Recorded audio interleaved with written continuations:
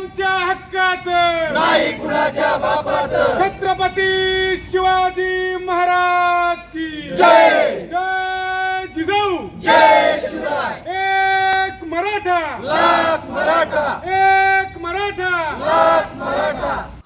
अवघ्या राज्यासह देशाचं लक्ष लागून असलेल्या मराठा आरक्षणासंदर्भात व सगळ्या सोयऱ्यांची अंमलबजावणी करावी या मागणीसाठी मराठा संघर्ष योद्धा मनोज जरांगे पाटील हे 8 जून 2024 पासून जालना जिल्ह्यातील अंतरवली सराटी येथे आमरण उपोषणाला बसले आहेत.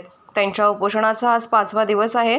मात्र याकडे सरकार दुर्लक्ष करत आहे. दिवसेंदिवस जरांगे पाटील यांची तब्येत खराब होत चालली आहे.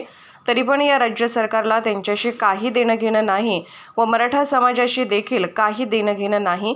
त्यामुळे संपूर्ण राज्यातील मराठा समाज हा सरकारच्या विरोधात आपले रणशिंग फुंकताना दिसत आहे.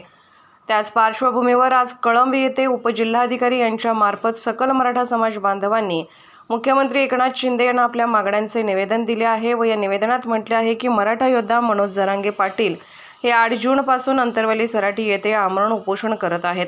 त्यांची मागणी आहे की सगळ्या सोयऱ्यांची जो अध्यादेश सरकारने काढला आहे त्याची अंमलबजावणी करून सकल मराठा समाजाचा आरक्षणाचा प्रश्न मिटवावा व मराठा समाजाला न्याय द्यावा अशी मागणी या निवेदनात सकल मराठा समाज बांधवांनी केली आहे.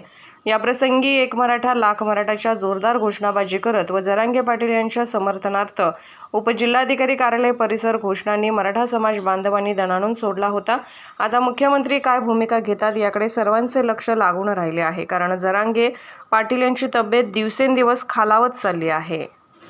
मराठा आरक्षणासाठी सगळे सोयरा कायदा पारित व्हावा म्हणून मनोज जरांगे पाटील गेली 4 दिवस झाला उपोषणाला. आज त्यांचा 5वा दिवस आहे.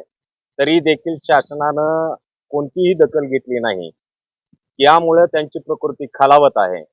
येणाऱ्या काळामध्ये या 2 दिवसामध्ये शासनाने सगळे सोयरे कायद्याबाबत निर्णय नाही घेतला आणि मनोज जरांगे पाटलांच्या प्रकृतीला काही इजा झाली तर पुढील काळामध्ये धाराशिव जिल्ह्यामध्ये सकल मराठा बहुजन समाजाच्या वतीनं तीव्र आंदोलन आम्ही करणार आहोत. याचं निवेदन जिल्हा उपाधिकारी कार्यालय व तहसीलदार कार्यालयाला आम्ही आज कळंब येथे दिलेलं आहे. तरी येणाऱ्या काळात या प्रशासनानं लक्षात घ्यावं की त्वरित याची दखल न घेतल्यास आम्ही तीव्र आणि आक्रमक स्वरूपाचं आंदोलन करू. मागील 5 दिवस झाले मनोज जरांगे पाटील हे उपोषणाला बसलेले आहेत. त्यांनी उपचार घेणार नाही असं पण ते सांगतायत. त्यांची प्रकृती दिवसेंदिवस खालावत आहे आणि ते उपचार घेण्यास मनाई करत आहेत. काय म्हणाले? आमचं सकल मराठा समाजाची मनोजदादांना विनंती आहे की त्यांनी उपचार घ्यावेत. त्यांच्या प्रकृतीला त्यांनी सांभाळावं, कारण समाजाला त्यांची गरज आहे. लाख मेले तरी चालतील पण लाखाचा पोशिंदा मनोज दादा जरांगे पाटील आमच्यासाठी जगला पाहिजे. मनोज दादा हे आमच्यासाठी दैवत आहेत. त्याच्यामुळे येणाऱ्या काळामध्ये त्यांनी उपोषणाचा मार्ग न घेता तीव्र स्वरूप म्हणजे रस्त्यावर क्रांतीचं आंदोलन कोणतंही असो त्याच्यासाठी समाज त्यांच्या पाठीमागे खंबीरपणे उभा राहणार.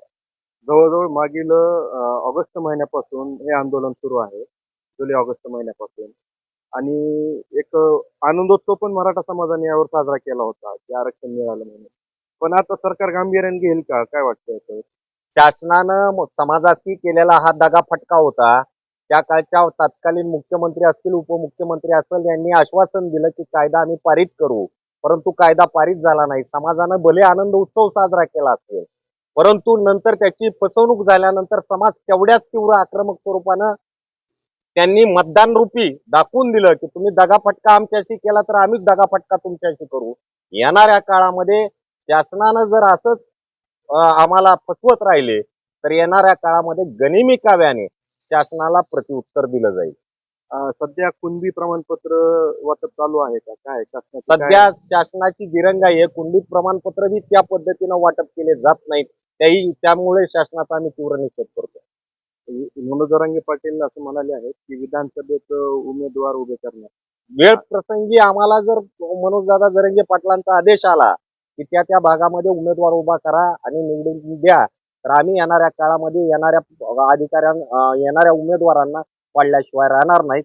आणि आमचा लढा जोपर्यंत यशस्वी होत नाही तोपर्यंत आंदोलन आम्ही चालूच ठेवू. एक मराठा, जय जिजाऊ. जय शिवराय. मनोज जरांगे पाटील तुम आगे बढ़ो, हम तुम्हारे साथ हैं. मनोज दादा तुम आगे बढ़ो. हम तुम्हारे साथ हैं. आरक्षण आमच्या हक्काचं नाही कुणाच्या बापाचं आरक्षण आमच्या हक्काचं नाही कुणाच्या बापाचं